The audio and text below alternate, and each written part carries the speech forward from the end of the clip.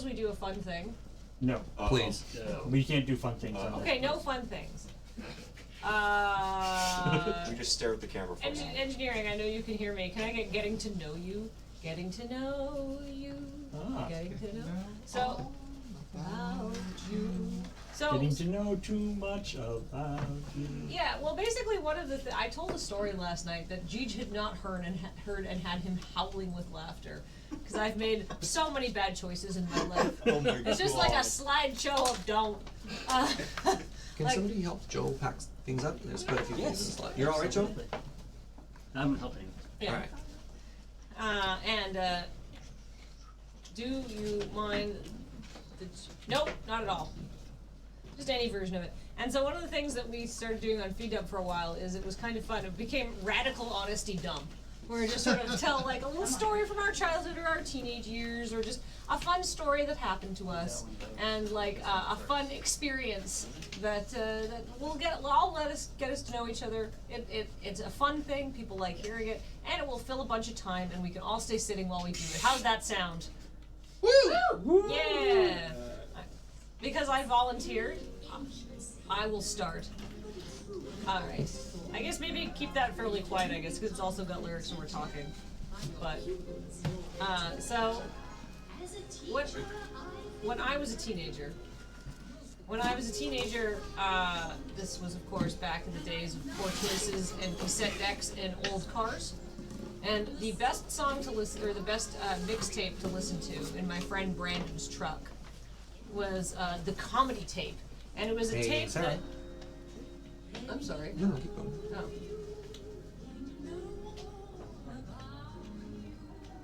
I'm just waiting. I'll just... I'm sorry, Kathleen. I didn't That's mean to okay. interrupt your That's flow. okay. That's fine. I'll wait till the microphone's turned on. There you go, my friend. Just double check that it's working. All right. Test, test. So when I was a teenager, everybody had old crummy vehicles, right? And so, like, you know, it was like, this thing has a tape deck in it because, like, this is like your uncle's hand-me-down truck, right? You know, like, people who had cars could take what they could get because nobody in my group of friends was wealthy in any way, right? So my friend Brandon had a very old truck with the only way to play music in it was a tape deck. And the best tape to listen to in the truck, because this was relevant, right? We had to make tapes, was the comedy tape, which Brandon did not go to the same high school as me. Like a 12th grader had given him somehow. And it was filled with an amazing variety of hilarious songs, but the actual case that held the comedy tape with the listing had been lost. So nobody knew what any of these songs were. But like over the course of the years, I did identify some of the songs. Pepper by the Butthole Surfers was on there, like stuff like that. But like most of the comedy tape proved to be a complete mystery to me for many, many years. I like the mythical nature of it. Yeah, it was just like music that you've never heard. There was some other stuff on there. There was like Frank Zappa on there and stuff like that. But like, I lost the tape too. Like somehow it ended up in my possession, and I tried to actually look for it. I think I threw it away eventually in like my 20s or something, or maybe, but sort of this mythical, half-remembered thing with sort of delightful music that we all love listening to late at night when we're driving around with like too many people jammed into the front of a truck and like 6 people and like 2 seatbelts kind of situations because very poor choices were being made. Don't be like me. And many, many, many, many years later, in fact, just a couple months ago, I'm talking to Molly, and Molly is also a fan of music, and I'm hanging out with Molly, and I'm like, do you have any music suggestions for me, Molly? You're good at music. I always like hearing about new music, and we don't listen to the same kind of music, so hook me up. And she's like, well, one of my favorite bands is They Might Be Giants, and they've got this great album called Apollo 18, so you should listen to that. Their second album, maybe? Yeah. It's their second album when they lead into being funny. I don't like their first album very much. I like the weirdness of Apollo 18. The self-titled album, like their very first album. Yeah, that one's a little cute. But I really like their third, right? Yeah. Flood is their second. Yeah. Flood was the one that Molly had me listen to, and I was like, it's kind of cute. I don't know if I really like this all that much, but I really liked Apollo 18, and she was telling me about how They Might Be Giants put this album out in like '92 or something like that, when CDs were just sort of coming in, and and people could then listen to CDs on shuffle. So they made all these tiny mini songs to go at the back. Fingertips, the Fingertips Suite, as it's called. And she knows I love music trivia, so I was just like, oh, this sounds amazing. And so she told me about all of these like mini songs. So then every time you played the album, it would be in a different order. And so, you know, I was like, okay, that's cool. So I'm listening to the album and I'm like, okay, this is great. And then we get to Fingertips, and I'm like, oh my god, aren't you the guy who hit me in the eye?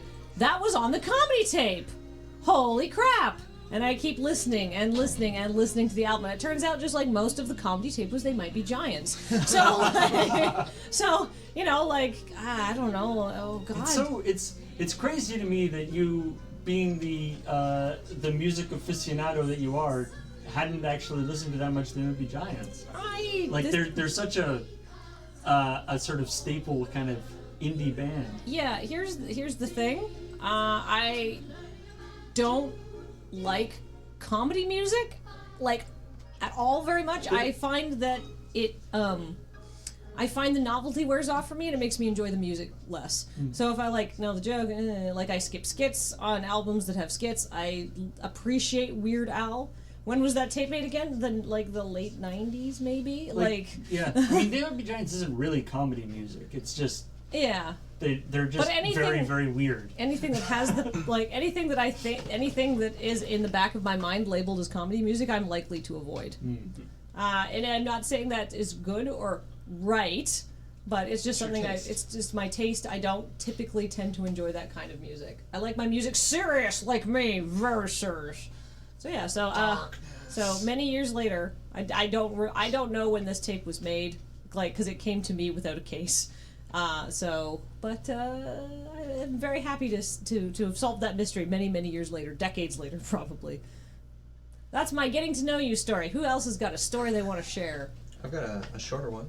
Oh, I've got my own microphone. Pardon me, I just banged that one. This might surprise a great number of you, but I didn't actually drink coffee until I was 22.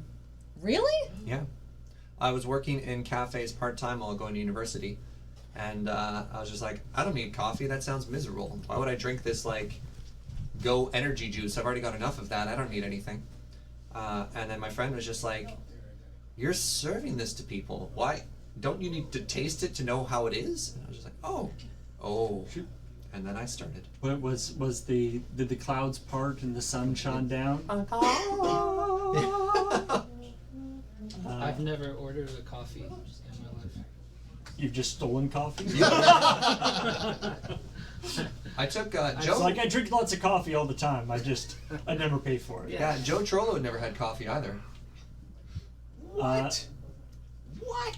So, I think I probably told this story on a podcast, but I was trying to think of a story I haven't told before, but it's a problem with doing Living Way Run for 13 years or whatever. We've probably not only told all the stories, but also made videos about them. But anyway, when I was in high school, I volunteered with the local local TV station in Victoria, which is currently Shaw, but at the time Rogers it was just transitioning from Rogers to Shaw, and Rogers they sold all their assets to Shaw in terms of TV stations, except for a small studio on the grounds of the Parliament buildings. And for those who don't know, Victoria is the capital of British Columbia. So the legislature then? Yeah. And so there's the legislature, so they had this small television studio on the grounds of the legislature so that politicians could come in and do interviews and without record having to get things. very far from their work. Yeah. And so and they did a show every week called Voice of the Province, which is a political just a political interview show. And I did camera work. My dad and I actually both did it at various times, camera work, and then I also did titles for it. And I would be sitting in between the director and the sort of audio tech and stuff, and I would throw up people's titles and captions and stuff. And this is a nationally syndicated show. So it's a community access show, but because it's the capital of the country, so it was broadcast live in Victoria, and then they packaged it up and sent it. So it was broadcast live in Victoria and sort of throughout British Columbia, and then they packaged it up and sent it to their affiliates, and they would use bits of it or whatever if they wanted to show news about what was happening in BC. So we're doing this, and I stretch out my legs, and I by mistake kicked the power bar under the desk in the studio, and everything turns off. I would argue that having the power bar that controls everything under the desk Really dumb. was not a great place for it. But there it is. So yeah, all the computers turn off, and the cameras and or not the cameras, but like the computers and the broadcast equipment turn off. So across British Columbia, this is a live show. Oh, so wow. Across British Columbia, everything just goes black on the show, and I'm like, oh shit. That's as far as I got. Yeah. Oh shit. And then I was like, oh crap. And so they there's a procedure obviously to bring stuff back up. And although it was not a fast procedure, because this was back in the day, when, for instance, the thing that did the switching was an Amiga. Oh yeah. Because back in the day, an Amiga was actually the only computer system that could do live video switching. Yeah, they would have a video toster, right? Yeah. Yeah, Amiga Video was toaster. pioneered video. Yeah, there work was in the some sort of television proprietary setup that Amiga had, that was basically they were the only system that could allow multiple video feeds to actually like stay in sync with each other live. Yeah, So you and- could do switching back and forth. There was a period when Commodore had stopped making computers, but you could still find Amigas in a large amount of, especially community access TV stations that couldn't afford the newer, more expensive systems, Yeah. because it was the only thing that could do it. So yeah, so it took a while to boot everything back up again. We booted everything back up again, and started up and sort of continued on. We were down for maybe like 5 minutes or so. And so the thing is, the switcher had been down, but we had the audio recording. Oh. Because so nobody heard because the show was recorded as well as broadcast so that they could be packaged and sent off to the affiliates. And so the video went black because the switcher went out, but the audio was still being recorded. And so after the show was done, the politician had left. We recorded like 5 minutes of the host just being like, Just to cut in later. and then cut that in with the audio from of the guest responding to a thing. Package it up, send it out. It's all good.